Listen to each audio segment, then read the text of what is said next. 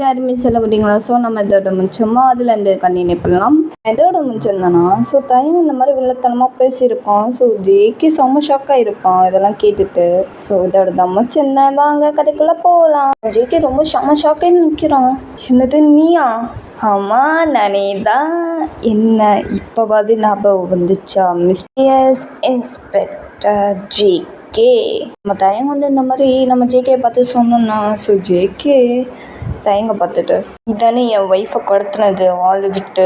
ஆமாம் நானே தான். பரவாயில்லையே இன்ஸ்பெக்டர், இவ்வளோ சீக்கிரம் கண்டுபிடிச்சிட்டிங்க. நான் தான் உங்கள் ஒய்ஃபை ஆளை விட்டு கடத்தினேன்ட்டு. பரவாயில்ல, பிரெயின் நல்லாவே வேலை செய்யுது போல் இருக்கே. நீ ஏன் இப்படிலாம் பண்ணிகிட்ருக்க? உன்னை பற்றி எனக்கு எல்லாமே தெரியும். நீ எப்படிப்பட்ட ஃப்ராடு, நீ எப்படிப்பட்ட ரவுடி, நீ எப்படிப்பட்ட கிரிமினல்ன்ட்டு. ஓ, என்னை பற்றி எல்லாம் தெரிஞ்சிருக்கு. பரவாயில்லையே. யார் சொன்னா இன்ஸ்பெக்டர்? உங்கள் அப்பா தானே? தெரியும், உங்கள் அப்பா தான் சொல்லியிருப்பாருன்ட்டு. இதுக்கு உங்கள் அப்பாவை பார்த்து பாயிண்ட்டாக பேசுகிறேன் தெரியுமா? ஏன்னா உங்கள் அப்பாவுக்கு என்னை பற்றி நல்லாவே தெரியும், நான் எப்படிப்பட்ட கிரிமினல் ஆளுன்ட்டு. ஸோ அவருக்கு மட்டும்தான் எல்லாமே தெரியும். நான் என்ன பண்ணுவேன், என்ன பண்ண போகிறேன், யாரை கொலை பண்ண போகிறேன், யாரை கடத்த போகிறேன், எல்லாமே நோட் பண்ணி வச்சுருக்கான் உன் அப்பா என்னை பற்றி. அவருக்கு மட்டும்தான் நான் என்ன பண்ண போகிறேன்னு தெரியும். மற்ற யாருக்குமே தெரியாது நான் என்ன பண்ண போகிறேன்ட்டு. நம்ம தயங்க இல்லத்தனமும் இந்த மாதிரி சொல்லிக்கிட்டு இருக்கோம். நம்ம ஜெயிக்கவும் கேட்டுட்டு தயங்க பார்த்துட்டு, இவ்வளவும் பண்ணுறியே, இதெல்லாம் உனக்கு தப்புன்னு தெரியாதா? கொஞ்சம் கூட மனசு உறுத்தலையா? ஒரு ஃபேமிலியை கொலை பண்ணிடுவேன் அசல்ட்டாக சொல்கிற. ஐயோ இன்ஸ்பெக்டர், இன்னும் நாயந்தரமெல்லாம் பேசிக்கிட்டு இருக்கீங்க. இன்னும் உங்கள் அப்பா மாதிரி எனக்கு அட்வைஸ் பண்ணுறியா? இந்த அட்வைஸ் மைட்லாம் நீ பண்ணி வேஸ்ட்டு எனக்கு, ஓகேவா? எனக்கு ஒன்று பிடிச்சிச்சுன்னா நான் என்றைக்கும் யாருக்கும் எவனுக்குமே விட்டு கொடுக்க மாட்டேன். என்றைக்கும் நான் அடையாமல் விடவும் மாட்டேன். எனக்கு இந்த மாதிரி தான் பிடிச்சிருக்கு. மட்டும் இல்லை இன்ஸ்பெக்டர், இந்த பாவம் பார்க்குற இதெல்லாம் நம்மளுக்கெல்லாம் செட்டே ஆகாது. முக்கியமாக இந்த அட்வைஸ் பண்ணுறதே எனக்கு சுத்தமாக பிடிக்காது. உயிர் போனான்னு இருந்தானே, எனக்கு அதை பற்றி கவலையே இல்லை. எனக்கு சொத்து பத்திரம் வந்தாகணும் என் கைக்கு. அது கிடைக்கிறதுக்கு நான் என்ன வேணாலும் பண்ணுவேன், உசுரையும் எடுத்துப்பேன், எவன் உசுறு வேணாலும். புரிஞ்சிச்சா இன்ஸ்பெக்டர் சிபிஎஸ் இன்ஸ்பெக்டர் ஜிகே?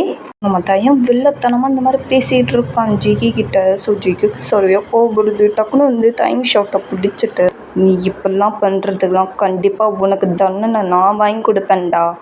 இந்த மாதிரி அக்யூஸ்ட் இருக்கிறதுனால தானே இந்த மாதிரி வேலை பண்ணுறீங்க. கண்டிப்பாக இந்த மாதிரி ஒரு அக்யூஸ்ட், இந்த மாதிரி ஒரு கிரிமினல் ஆளே இந்த ஊரில் இல்லாத மாதிரி ஆக்குறேன்டா நான். இன்ஸ்பெக்டர் பேசிகிட்டு இருக்கீங்க, சின்ன பையன் மாதிரி பேசிகிட்டு இருக்கீங்க. நீங்கள் எனக்கு தண்டனை வாங்கி கொடுப்பீங்களா இன்ஸ்பெக்டர்? அது உங்களால் முடியாது. உங்கள் அப்பாவாலேயே முடியாது, ஒன்றால் எப்படி முடியும்?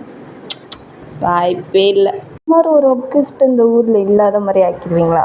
அது உங்களால் சத்தியமாக என்றைக்குமே முடியாது. என்னாலும் கண்டிப்பாக முடியும். உன்னை நான் கண்டிப்பாக ஜெயில் தண்டனை, தூக்கு தண்டனை வாங்கி கொடுப்பேன்டா. இன்ஸ்பெக்டர், இனி காமெடி பண்ணிக்கிட்டு இருக்கீங்க நீங்கள். அப்பாவாலே என்னை பிடிச்சி தூக்கு தண்டனை வாங்கி கொடுக்க முடியலையா? இவர் தூக்கு தண்டனை வாங்கி கொடுத்துருவான். இதை நான் நம்பணும். காமெடியாக இருக்குது உங்கள் பேச்செல்லாம். எனக்கு இப்போ வேணால் நான் காமெடியாக இருக்கலாம் மிஸ்டர் கின்தயம். ஆனால் ஒரு நாள் என் கையாலேயே உனக்கு நான் தூக்கு தண்டனை வாங்கி கொடுப்பேன். அன்னைக்கு தெரியும்டா அந்த ஜிகே பற்றி. இன்ஸ்பெக்டர் சிபிஎஸ் ஜிகேவை பற்றி தெரியும்டா தயம். புரிஞ்சதா? நம்ம ஜிகே செம்ம கோவத்தில் இந்த மாதிரி தயங்கிட்ட பேசிக்கிட்டு இருக்கான். ஸோ தயங்க செம்ம கோவம் கடுப்பாது. அப்படியே இன்ஸ்பெக்டர், பார்க்கலாம் இன்ஸ்பெக்டர், நீங்கள் என்ன பிடிச்சி ஜெயிலில் தூக்கு தண்டனை வாங்கி கொடுக்குறீங்களா, இல்லை என் கையால் நீங்கள் சாவ போகிறீங்களான்னு பார்க்கலாமா? பார்க்க தாண்டா போகிற ஒரு நாள். பார்க்கலாம் இன்ஸ்பெக்டர் சிபிஎஸ் இன்ஸ்பெக்டர் ஜேகே. இங்கே 2-3 டெட் பாடி இருக்கு, ஒரே ஒரு உயிர் மட்டும் எதுக்கு வேஸ்ட்டாக நிற்கிது? அது வேண்டாமே அப்படின்னு சொல்லிட்டு நம்ம தயம் டக்குன்னு அவன் கன்னை எடுத்து ஸோ ஜேகே அவங்க அப்பாவை ஷூட் பண்ணிடுறான் கண்ணு முன்னாடியே. ஜேகே அவ்வளோதான், ரொம்ப ஷாக்காயிடான். டி ஏன்டா எங்கள் அப்பாவை ஷூட் பண்ண? என்ன ஷூட் பண்ணணும்னா உன் அப்பனுக்கு ஷூட் பண்ணணும்னா அப்படியே துடிக்குதா? இன்ஸ்பெக்டர், எல்லா உயிரும் மேலே போய் கொண்டு இருக்கிறது, உயிர் இருந்துச்சு அதுவும் மேலே போயிடுச்சு.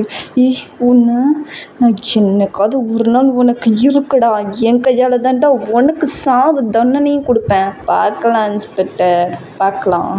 சரி, நான் வந்த வேலை முடிஞ்சிச்சு, நான் போயிட்டு வரேன் இன்ஸ்பெக்டர். நெக்ஸ்ட் டீலிங்கில் பார்க்கலாம். போயிட்டு வரேன், பாய். நம்ம தையம் இந்த மாதிரி வில்லத்தனமாக பேசிட்டு அங்கேருந்து கிளம்பி போயிடுறான். ஜேகே உங்கள் அப்பா பக்கத்தில் வந்து, அப்பா உனக்கு ஒன்றும் இல்லைப்பா, அப்பா இங்கே பாருப்பா, என்ன பாருப்பா, ப்ளீஸ்ப்பா, உனக்கு ஒன்றும் இல்லைப்பா, நான் இருக்கேன் ஓகே, இங்கே பாரு, கண்ணை திறந்து வை ப்ளீஸ், கண்ணை மட்டும் மூடிடாதப்பா. இல்லைப்பா, இதுக்கப்புறம் நான் உசுரோடு இருக்க மாட்டேன், என்னால் தெரிஞ்சிச்சு.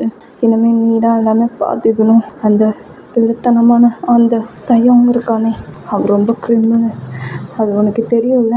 தெரியும்ப்பா, உனக்கு கண்டிப்பாக நான் தூக்கணும் தண்ணி நான் வாங்கி கொடுப்பேன்ப்பா. நீ இங்கே பாரு, நான் ஒன்றும் ஆக விட மாட்டேன்.